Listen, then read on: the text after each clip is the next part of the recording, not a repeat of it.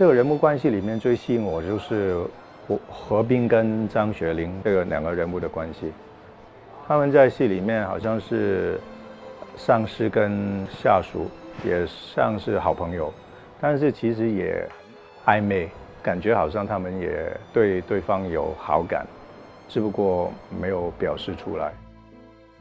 我觉得张学宁基本上生活的世界是非常复杂，而且是危险的。那当他跟何冰开始接触的时候，那他其实发现何冰他是一个非常简单的人。我觉得对于一个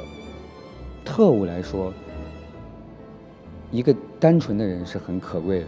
对于一个干了那么多年的女特工来说，这个是非常有诱惑力的，非常吸引她的。那因为他的那种简单，可以让他开心一下，对，轻松一下。那所以他也是非常关心和爱护何冰的，所以会来调查我，想要调查我是不是为了要洗我的底，为了我的清白而去跟何冰在一起。当然他是为他好，因为他想保护何冰。他也可能觉得他有一点点爱上这个傻子，他也觉得很奇怪，没有可能，这个我心中其实是他才是我爱的男人，但是这个爱我也不可以跟讲出来。然后直到周迅要离开梁朝伟的时候，他才发现自己对梁朝伟确实是有那一种感情，但是因为那时候梁朝伟已经有了范晓萱了，大家都把这一份感情压抑下来。反而我跟沈静就比较简单，就是我后来碰到一个女生，也是在组织里面工作，因为因缘巧合，两个人就结婚，然后她变成我老婆。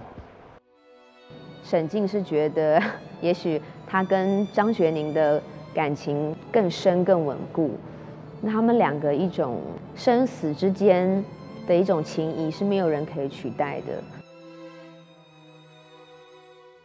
沈静跟张学林之间的矛盾其实是很轻轻的，到感情有了结论的时候，反而这种很微妙的矛盾会演变成很微妙的友情出来。有一场戏就是在医院里面，梁朝伟、周迅跟范晓萱好像是一个三角关系，应该充满了冲突的，但是我们现在拍出来的效果就是充满了爱的，而那种爱不是爱情那种爱，是人与人之间那种关怀。关英东从来没有很直接地表达过他对张学宁的感情，但是在整个戏里，间接的都有表达。我想这个到时候观众可以去看，这个也是这个戏比较特殊的地方吧。他对他到底是喜欢还是不喜欢，其实我觉得他自己都分不清楚。因为当他回到701的时候，他回到现实生活的时候，他又是非常非常职业的，他是不能有这种情感的。所以我一开始是一个很中国式的讲法是这样，只是爱情他们都很压抑的。如果完全是一个007的戏，可能他们这个晚上已经上场啊，可能这些很多这些戏。我自己常常觉得这一种感情是，其实